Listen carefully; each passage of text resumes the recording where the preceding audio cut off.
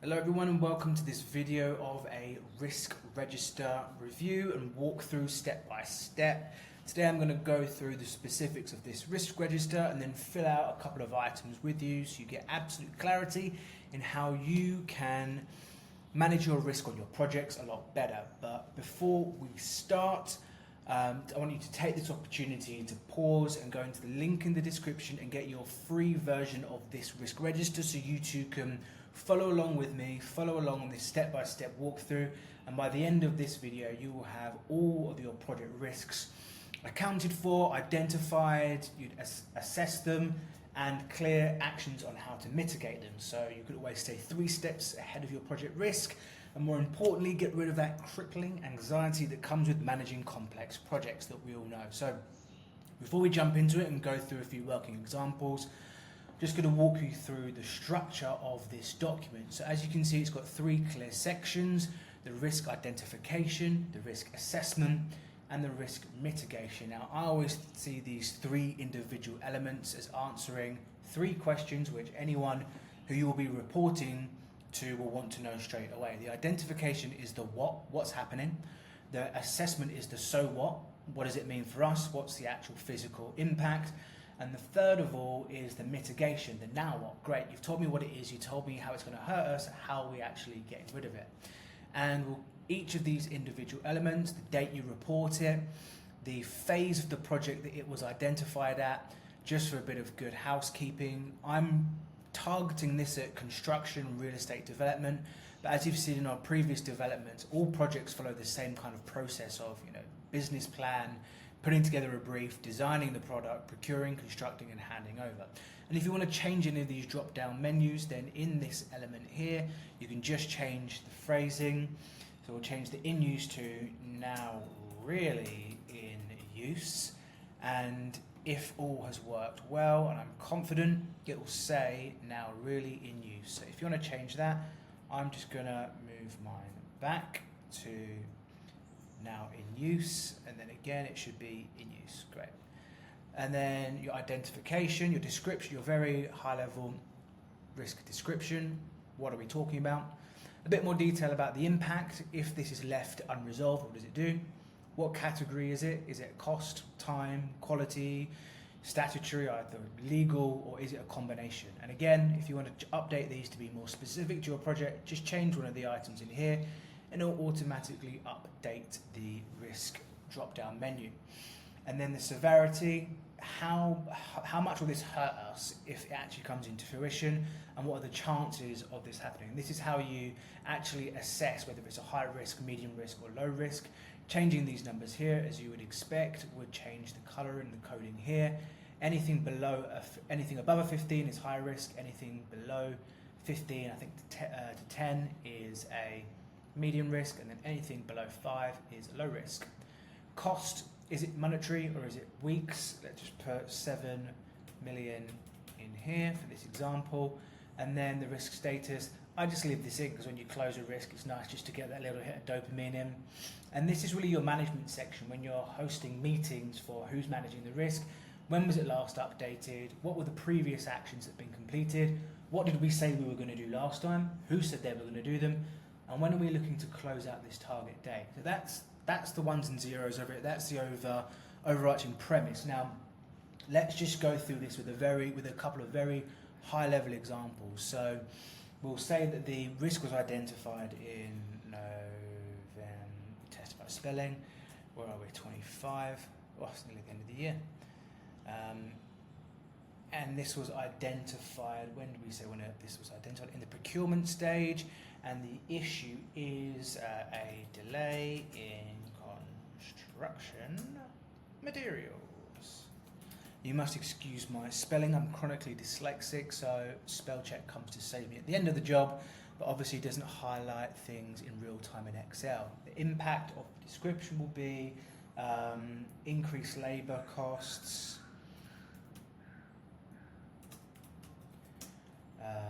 cost, and a slip in program. Time and costs, when we have our drop down menu, and it is going to be cost and program.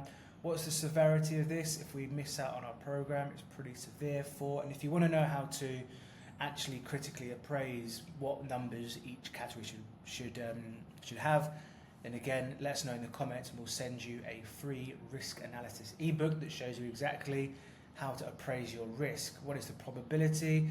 This has got a pretty high chance of probability because let's just say rebar steel is on short supply right now. Big risk, number 20. What does it cost us? Could cost us 3 weeks in program. And then if you want to be additionally clever, say it'll also cost us 150k in costs. It's still open. When was it last updated?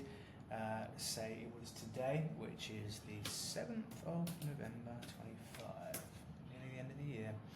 Completed action was, let's say, identified an alternative source.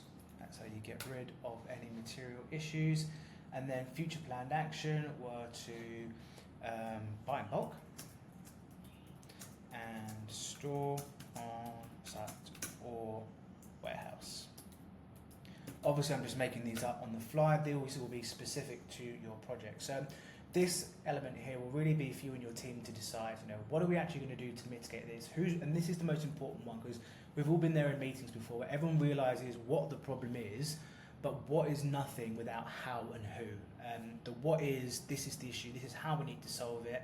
The how and the who is how are we actually going to solve it, what are the planned actions we need to do, and who's going to do it. So this will be for the commercial manager, the quantity surveyor, the actual commercial teams, and we want them to give us an update in 10 days. So let's say the 17th of November.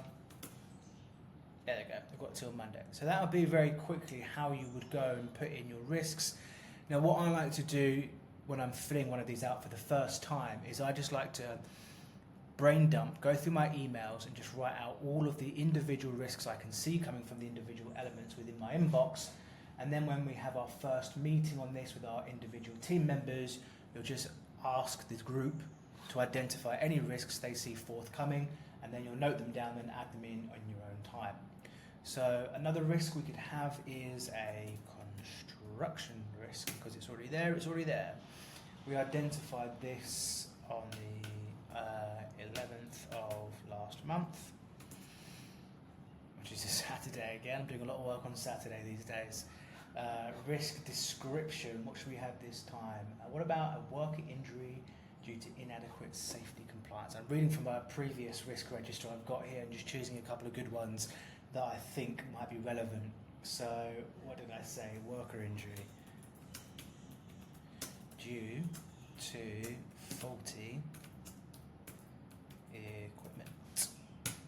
And the impact of that is obviously health and safety. Could cause compensation costs and reputation damage. And those of you who can actually see what I'm writing here will see that my spelling is absolutely atrocious. And what will this cause us? Well, at least it will cause us a statutory and probably a quality issue as well, because motivation will be low. Impact severity, I would say this is pretty damn severe. And then the probability, well, because we're good at managing our health and safety, it's going to be a low impact because we're going to make sure that everything is managed. And the potential claim could be around $40,000. Where there's blame, there's a claim, and it feels like this guy has a blame if, I'm going to close this one out to make ourselves feel good, there's going to be blame if we have this on our risk register and nothing was ever done of it. Completed action so far today, it would be conduct a safety briefing, and then faulty equipment, how would we actually mitigate this and really get the risk removed? It would have a safety walk. You'd want someone coming around for a safety walk around, testing all the equipment and signing it off. So you would have a specialist test and sign off all equipment on a quarterly basis. Great. And now, what is that? That's our completed action, and we're going to book this in as our completed action, and then schedule quarterly reviews of all equipment. EQUIPMENT, I think.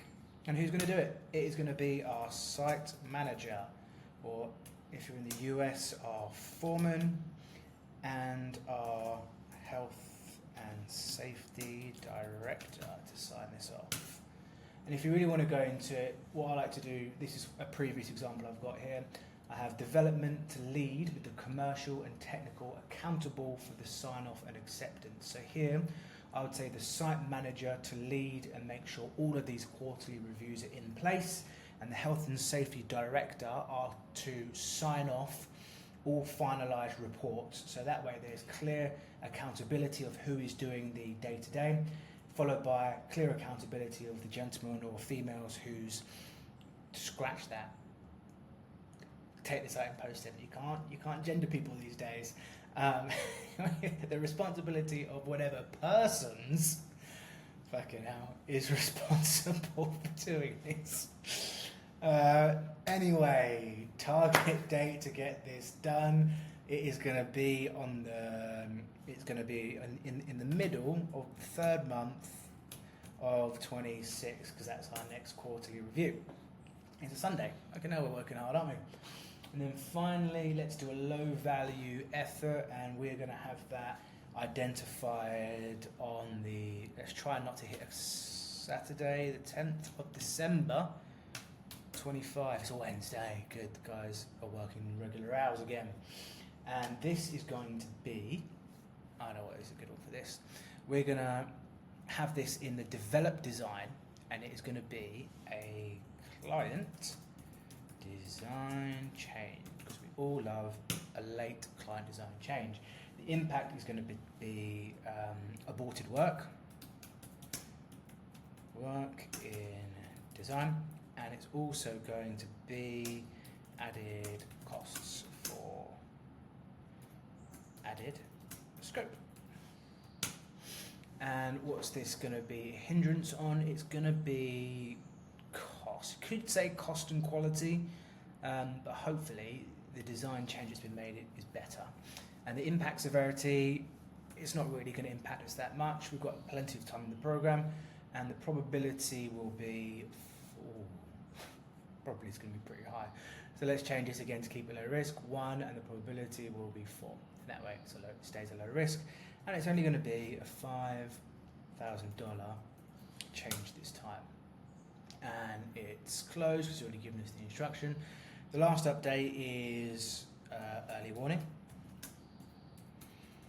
of design change, and then completed action is change instructed, and the planned action is design team to present updated changes in drawings, and then followed by the commercial MERCIIL team to cost materials. There we go. A new design, a new cost, and who's responsible for it? The design manager, followed by commercial manager. And usually you put names here. So design manager Tony, followed by commercial manager Lee, for example. And when do we want this? This is a very quick and easy task. Shouldn't take more than 5 days. So we're going to give them until the 16th of December. So right before we all bugger off for Christmas, everyone has got their design change in. And that's the in and outs of it, guys. Nothing more to do. Obviously, one by one, appraise these risks.